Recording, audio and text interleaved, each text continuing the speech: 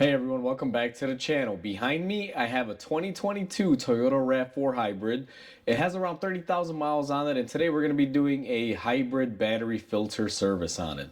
Now, before we go ahead and begin, if you haven't subscribed to the channel, hit the subscribe button down below and definitely smash that like button because it helps the channel out. And with that said, let's go ahead and get started on today's video. So before we go ahead and begin and start the video, I just want to go over a few things. So most Toyota vehicles, hybrids nowadays, they have a filter for the hybrid battery pack. It helps keep dirt, dust, and debris out so the fans don't get clogged up, causing a battery overheat. And on this particular one, it has it. It's located in the back seat area, which I'm going to show you guys in the next clip because we're going to be servicing it. And when it comes down to this, you have one of two options. I've seen a lot of people say you should clean them and not replace them, and some people say replace them. Now here's the thing, it's a $20 filter. This is our filter. That is our part number there if you have a 22 Toyota Rav4. For $20, instead of trying to vacuum this thing and possibly causing a bunch of system overheats, just replace it. That's my theory, because it's pretty flimsy, as you guys will see, and I can imagine this gets clogged up with fine dust pretty easily. Now, I've seen countless videos out there where people just vacuum these and put them back. Now, Toyota says you can vacuum them and put them back and clean them that way, but for $20 it's cheap insurance. My opinion on this is get the filter. They're available. It's easy. So anyway, enough said. Let's go ahead and get back there and start replacing our filter and do our cleaning and our services. So our filter is located right down here. It's going to be in the back seat of this RAV4. We can see the cover right there. Now this cover is actually really easy to get off. Now, I'm going to give everyone a quick visual of what we're doing because it's going to be hard to get the camera in there. But basically, if you follow this around to right there, we have this little plastic Phillips rivet or body clip, whatever you want to call it. That's what we're going to be removing to remove our cover. So I am inside the car. I'm on the passenger side, and what I'm going to be using is a little flathead screwdriver, little pocket screwdriver. I'm just going to simply get this screw out of the center here, and this clip is basically like a body panel clip. If you ever removed any of those before, you will exactly know what this one's like, and I will show everyone on camera what we have. So we got our clip off. We're going to go ahead and get that off to the side. Now what I should be able to do is just get in here, and this should pry off fairly simple. Now be careful when prying it. If this hasn't been off before, sometimes it can be a little difficult, but you don't want to break any tabs. So we're just going to go ahead and release it just like so and move it down out of the way. Now that we have our filter off, I just want to go over something real quickly here. This is where our air comes in, and typically you'll find a little bit of dust. Now this one's not super dusty. I believe this service may have been done on it before. I'm not exactly sure. But overall, what you're supposed to do, or what I would recommend doing, is grabbing a microfiber towel and kind of wiping up this area. And if you have access to a compressor or compressed air, right about here there's a fan. I would probably blow some air and just get off anything that's on there. Now I checked mine out. It's pretty clean. I'm still going to do that just to play it safe because it is in here for service. So we're going to make sure we give it the best service possible. You can even remove the back seat if you want, kind of vacuum it up, but I find that's a little bit unnecessary because the airflow is pretty much routed through here. So doing all that, it's not really going to get you any better results. But clean up your areas here with microfiber towel. Don't use any sprays or anything. This is a battery pack area.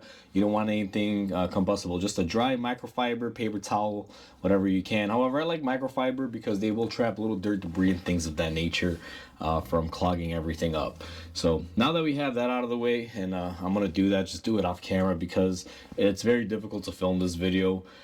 Because the door is literally right here and I can't get in there any other way.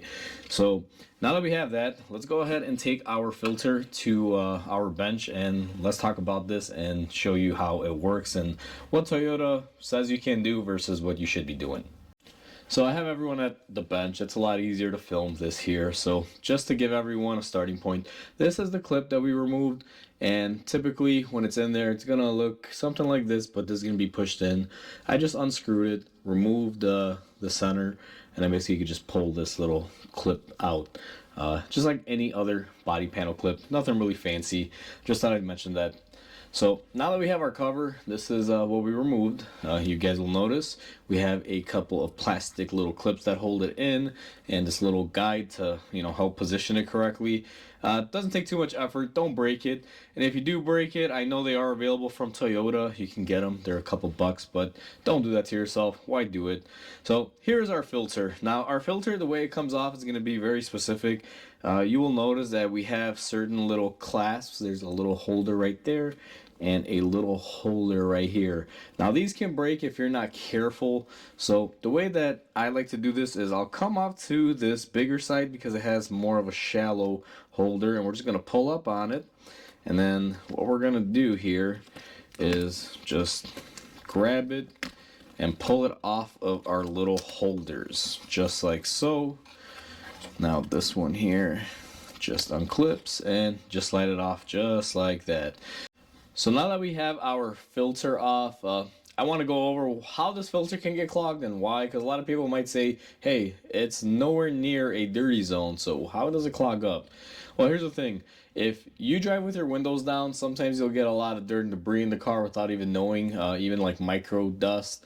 And this will basically suck it in because it all pretty much settles down. So driving with the windows down will clog this up or get it more dirty quicker.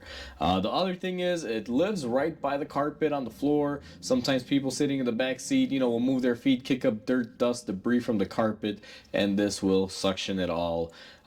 This isn't really picking up anything crazy like leaves or something that your engine air filter or cabin air filter will do, but this is basically getting out fine dust particles, and that's what its intention is. So that's why these filters clog up.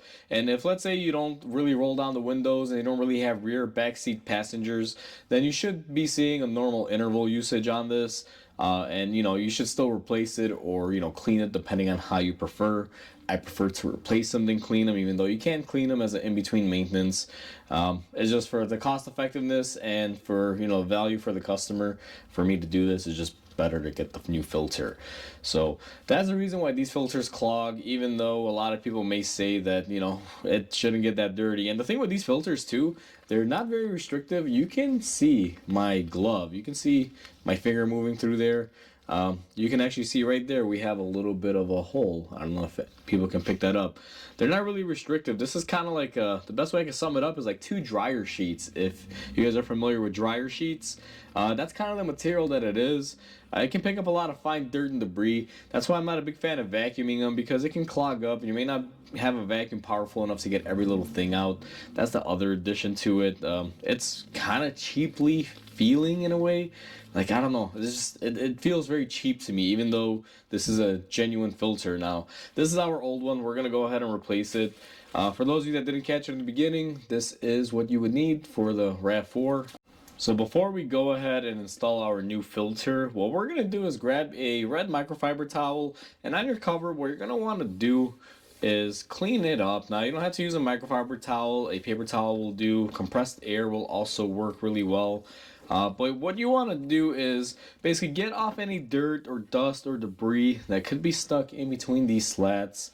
Now I'm just using a microfiber towel. It's the same one that I use to clean up the area where this sits inside the car. And all you're looking to do is just get off any fine dirt or debris. Sometimes you'll find those little danders on here or the pollen seeds. Just get those off if you experience that a lot. So now that we have this cleaned up, we're going to go ahead and install our new air filter. To install the new filter, what we're going to do is go ahead and position it back here, and it's going to be quite simple. I always start off from the white side here, which is going to be this part. You're just going to slide it in, it hooks, and then what you're going to want to do is just push it into the corresponding tabs. They are kind of finger-like. They kind of snap into place. You'll hear them as you get it correctly in there. So we got that one and this one, and then we're just gonna go ahead and slide it in. Now one thing to also do and make sure is firmly press on your filter just like so, because you want to make sure that it is nice and flat on here and bottomed out. And you can see we are good on all sides. So now we're going to take our filter, it's looking good, and we are going to install it on our car. So I'm gonna try to do this and install it. Hopefully it won't block the view here. But what we're gonna do is take it and just slide it into place. And then once you slide it and lock it into place, what you're gonna wanna do is just firmly press it into the housing and it'll go in just like that. Then what we're gonna do is take our clip here, and I'm trying not to block the camera, but what I'm gonna do is put my clip in and push in the tab.